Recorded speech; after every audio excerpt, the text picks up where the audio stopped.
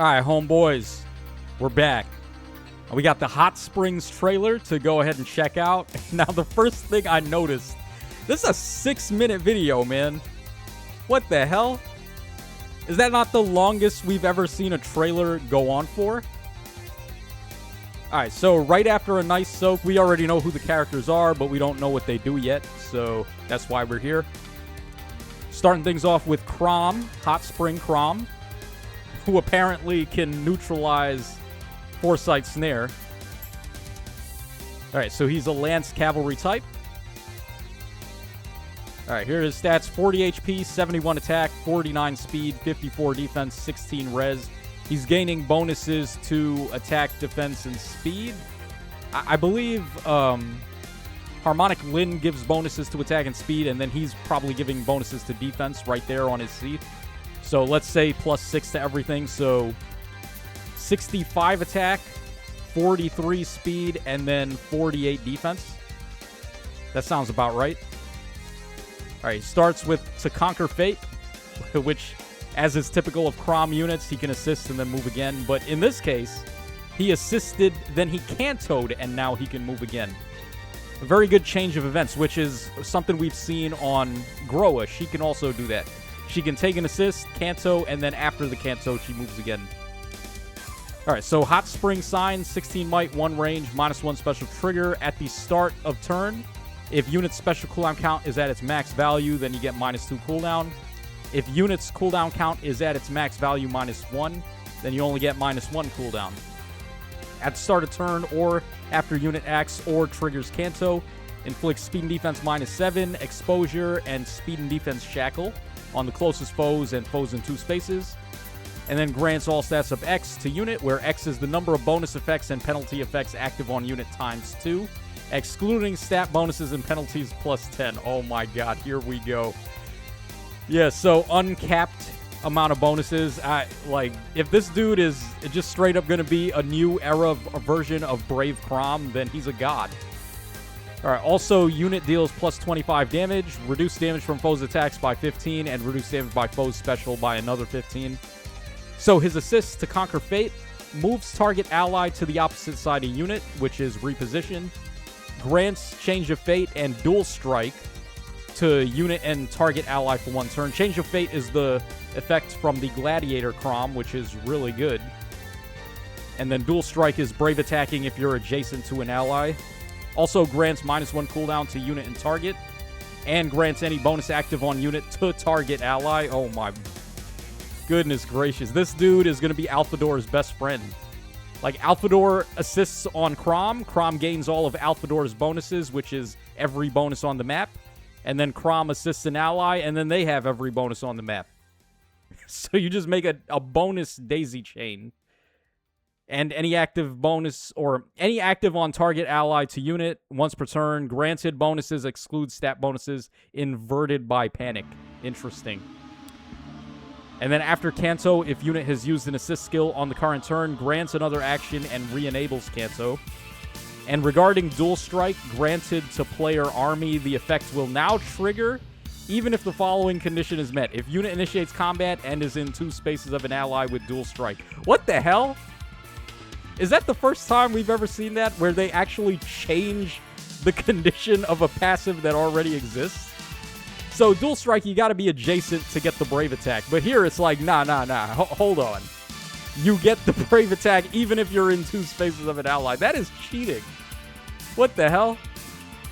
You can't just do that, just change the rules out of nowhere. Alright, yet again, they had the chance to give us a new AoE and they didn't. I don't know why not. Like, what are they holding out on? Okay, so his passive is the thing that nullifies Foresight Snare. So this being inheritable is obviously very good, meaning that you don't need necessarily to have Chrom on your team to beat Foresight Snare. So at the start of turn, grants null Foresight Snare to unit for 1 turn. If a rally or movement assist is used by unit or targets unit, then you grant null Foresight Snare to allies in 3 spaces of both unit and target ally. Wow. So you just give it to your whole team off an assist. Damn, that is a real hard counterplay to Heimdall. Mainly for summoner duels, though, I would say. Like, in In Aether Raids, she can still use the stall, which is very annoying and still useful.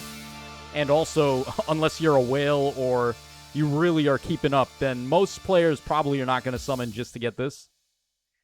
All right, then also, if unit initiates combat or is in 3 spaces of an ally, grants bonus to attack and defense equal to the number of bonuses active on foe plus 10. Oh my god. And not only that, it's just a good passive too. With a max of 14, excluding stat bonuses, unit deals plus X damage. Reduce damage from foe's first attack by X, first attack and brave attack. And then if Foresight Snare is active on the foe, X is 15, otherwise X is 7. And reduce the percentage of foe's non-special DR by half.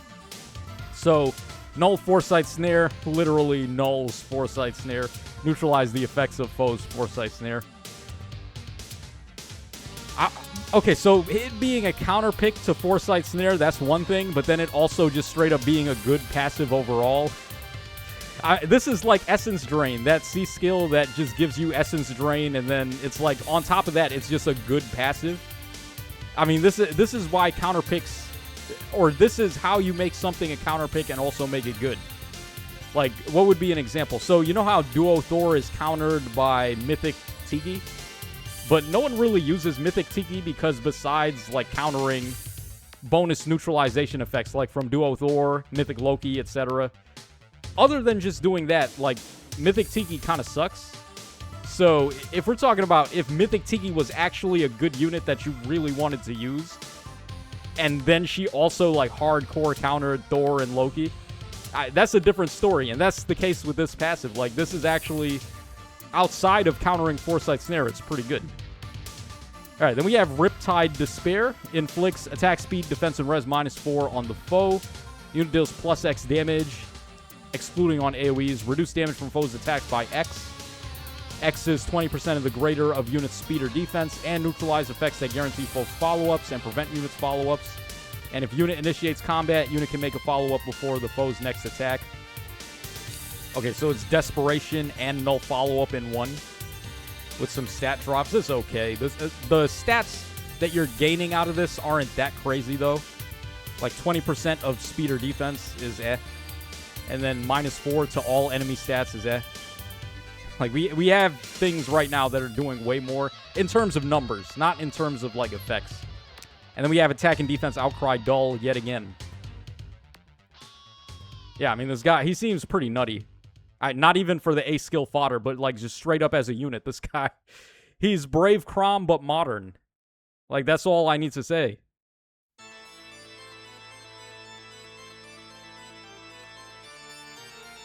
Alright, so they're going to show Lyn in action here. Not sure. Okay, good. I was about to say, they're going to waste our time showing Lyn. Alright, we have Caeda up next. Cleansed Princess. Alright, Green Tome Flyer type. Stats are 40 HP, 65 attack, 55 speed, 24 defense, and 31 res. You know, people were saying she was going to be a demote because she had Astra. Is that actually going to be true? Because look at these passives, man. I don't know if she's going to be a demo. She might be, but let's see. Because that would actually be crazy if she's a demo here. So, Hot Spring Tail, 14 might, 2 range, effective against everything. Okay, not everything. Sword, lance, axe, bows, and armor. -1 special trigger. At start of player phase or enemy phase, grants attack and speed up 6, empathy, and null follow-up to unit and allies in 2 spaces. Grants all stats of 15 to unit. Unit deals plus 25 damage and reduce damage from foes' attacks by 15. If decreasing the speed difference necessary to make a follow-up by 10 allows unit to trigger a follow-up, then you get Potent 100. And if it is unit's first combat initiated by unit against a foe that is armor or uses sword, lance, axe, or colorless bow this turn, or it is unit's first combat initiated by such a foe this turn, then reduces damage from foe's first attack to a maximum of 1. Oh, wow, she has that too. Reduce damage to 1.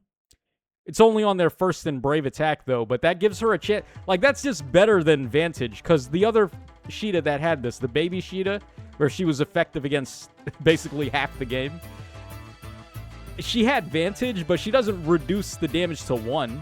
So, like, if they had Hardy Bearing effects, they could just beat her. Here, it doesn't matter if they have Hardy Bearing. You just do no damage to her. All right, then we have Astra. We got attack and speed, airspace, and then her new B skill, True Love. So, unit can move through foe spaces. Unit can move to a space within 2 spaces of an ally in 2 spaces. For foes within 3 rows of 3 columns centered on unit, inflicts all stats -5, and the foe can't counterattack during combat. And also, if foe has bonuses, then inflicts a penalty on the foe's stats, and grants a bonuses to foe's combat's targets equal to those stats during combat, equal to the current bonus on each of foe's stats. Alright, let's just give her Freya's B skill too, why not? And then inflicts attack speed and res -5 on the foe, deals damage equal to 20% of unit speed, reduce damage from foes' attacks by 20% of unit speed, and grant special cooldown count -2 to unit before unit's first follow-up during combat. Okay. If this is a demote, then she's nuts. The only thing about her B skill, it gives her pass, but it doesn't let her warp to the enemies within 5 spaces, like Air Superiority or Heavenly Soar. So you may want to give her, like, Celica Ring, or you probably would just want to give her Brave Ring. Like Erica Ring or Celica Ring. Either of those would work. Alright, I'd be shocked if she's a demote.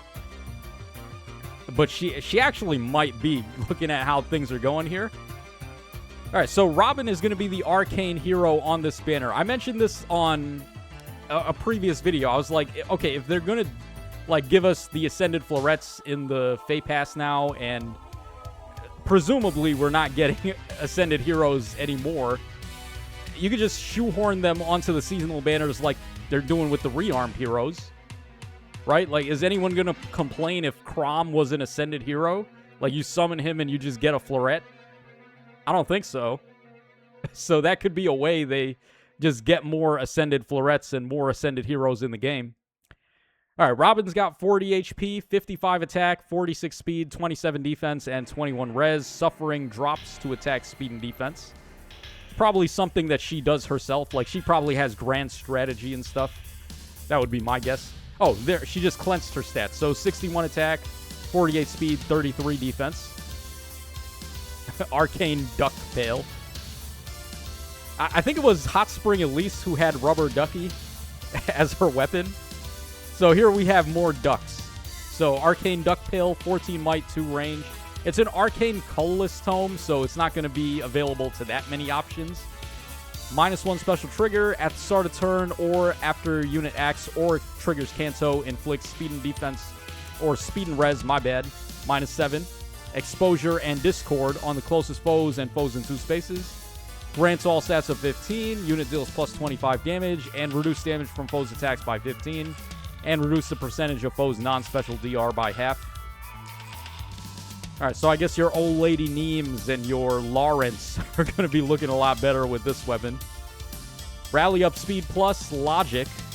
Attack speed, foresight, Nyx. Huh. At the start of turn, grants foresight, null foresight snare to unit for 1 turn.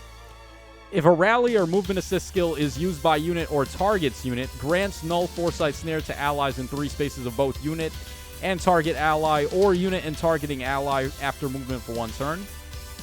If unit initiates combat or is in 3 spaces of an ally, grants bonus to unit's attack and speed equal to the number of bonus effects active on the foe plus 10, with a max of 14.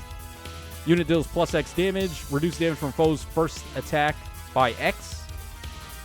First attack and brave attack, and then if foresight snare is on the foe, X is 15, otherwise it's 7. And reduce percentage of foes' non-special DR by half. And then null foresight snare is the exact same thing. I'm surprised they made 2 of these. That's very interesting. Why the need to make 2 foresight snare defeating passives? And this one's on a rearmed hero too. So, like, if you don't want to summon Chrom just to fodder him off, you could summon Robin and you get to keep her but still give the fodder to somebody. Alright, so her B skill, Perfect Plan, enables Kanto 2. At the start of turn or after unit acts or triggers, Kanto grants Rally Spectrum to unit and allies in 2 spaces of unit, and inflicts Hush Spectrum on the closest foes and foes in 2 spaces of those foes through the next actions. That's actually pretty good. Hush Spectrum is one of the cool debuffs that we've got, but it's not that common right now because none of the Hush Spectrum units are meta anymore. So being able to bring that back to the meta is nice. After Kanto, including cases where action is ended due to Kanto control, if unit used an assist skill on the current turn, grants another action to unit and re-enables Kanto once per turn. Doesn't trigger when affected by traps in Aether Raids during Kanto. And then for unit and allies on the map with Rally Spectrum active, if it is unit or allies' first combat they initiate this turn, and the target's foes first combat initiated against them this turn, if the foe has Hush Spectrum active, reduce damage from foe's first attack to a maximum of 1. Wow, that is insane. She gives that to allies? Holy shit. During combat. First attack and brave attack. Bro, this... What the hell? What is this banner, dude? What the hell is going on? Inflicts attack speed and res -5 on the foe, and unit deals +X times 5 damage with a max of 25, excluding on AoEs, and reduce damage from foes' attacks by X times 3. During combat, with a max of 15, excluding on AoEs. X is the number of bonus effects active on unit, excluding stat bonuses, plus the number of penalty effects active on the foe, excluding stat penalties. And if decreasing the speed difference necessary to make a follow-up by 10 would allow unit to trigger a follow-up, then she gets potent 100. Wow. And then she has null uplift attack speed. This is a really good rearmed hero. Holy shit. This, you want to talk about a bait banner? This is massive bait. No wonder the Leaf banner wasn't effective bait for CYL, because all of the bait is here. This is where they want you to dump your orbs before CYL.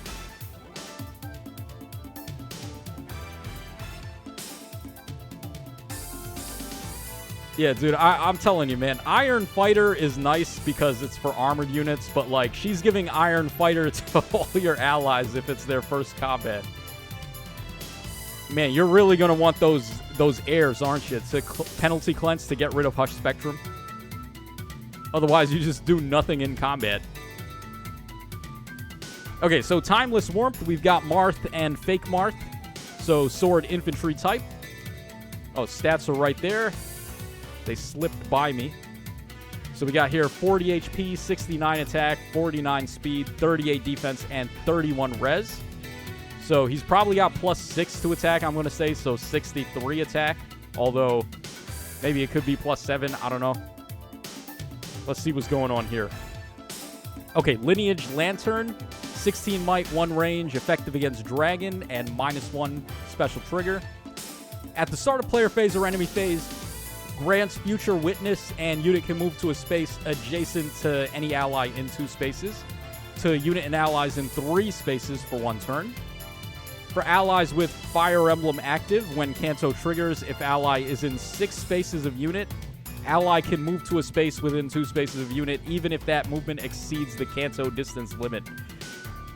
Wow, so he is Legendary Sakura for allies that have Fire Emblem.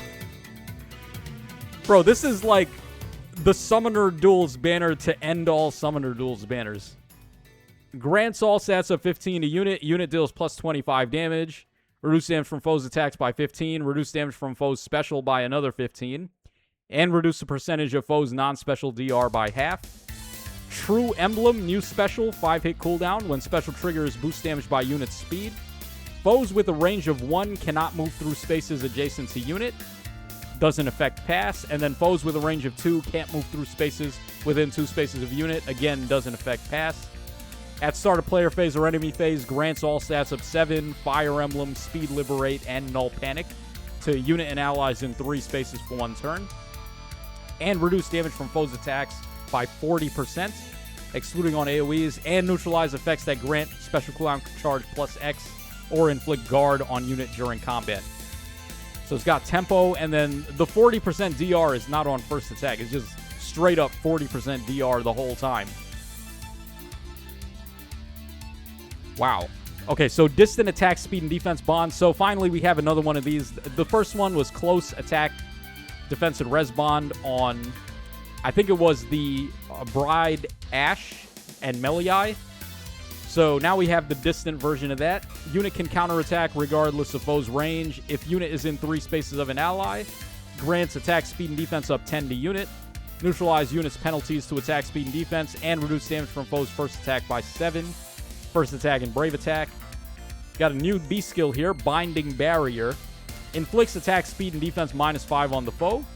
Deals damage equal to 20% of unit speed. Reduce damage from foes' attacks by 20% of unit speed. Recovers 7 HP to unit when unit deals damage to the foe. And grants effects based on the total value of bonuses on the 3 allies with the highest total bonuses during combat. So if value is over 20, then if decreasing speed difference necessary to make a follow-up by 10 would allow unit to trigger a follow-up, then you get potent 100. If the value is greater than or equal to 40, then if foe initiates combat, unit can counterattack before the foe's first attack. And if the value is greater than or equal to 60, then neutralize effects that prevent units' counterattacks. And also, if it is unit's first combat initiated by foe that turn, unit can make a follow-up attack before the foe's next attack. So yes, the desperation counter, basically. And we have Null Pulse Follow yet again. Yeah, seems like a very good unit. He's just he's just Duo Marth, but like 50 times better. I mean, Duo Marth is still kind of usable. But like this guy, he's just Duo Marth, but straight up better. And he's going to have a button too. What is the button going to do?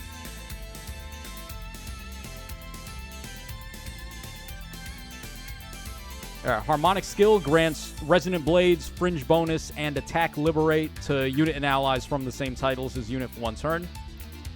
Yeah, so Fringe bonus is not part of his main kit. He can only pop it on the Harmonic button. So yeah, that's where he's a little different from Marth, or the Duo Marth. And then once used, Harmonic skill can't be activated again right away. At the start of every 3rd turn, if Harmonic skill has been used, unit can use it again. So it is a reusable button. We're going back to reusable buttons.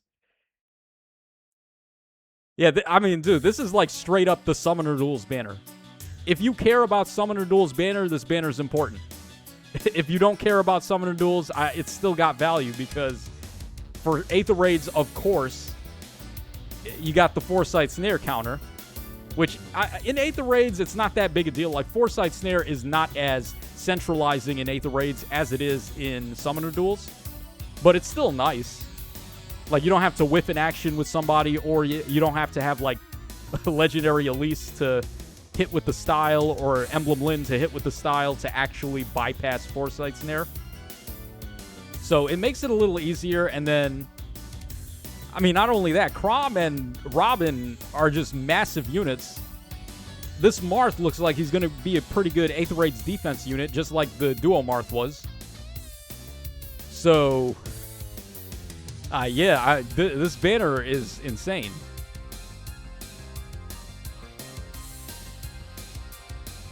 All right, unfortunately, there's no more Tempest Trial units. This would have been a cool one to get, because they could do a least popular character that has no alts, like Basilio or somebody. I don't know. Just anyone from Awakening with no alts. And then Caeda is, in fact, the 4-star demote, so... yeah, she seems pretty crazy for a demote. Is she as good as the Baby Claude? She's at least as effective as him, I think.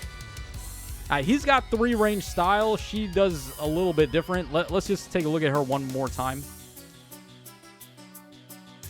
Unless there's anything else in here, which I don't think. Yeah, Fey Pass only is able to spark. At least now, if you get the Fey Pass, you're not just getting sparks. You're getting florets, too. But I don't know. I'm still, like, apprehensive about getting the Fey Pass. Yeah, so she reduces damage to 1. She has effective against everybody. Not everybody, but everybody shown there. She's giving decent support. Empathy, null follow-up. Yeah, she reduces damage to 1. Is she better than Baby Claude? I don't know. Like, they're at least as effective as each other, like I said. The trade-off is she has Binding Necklace for some reason. All right, before we go, one very important thing. We need to see the inheritances for those new passives. Who is able to get Foresight, Snare, Block? Let's see.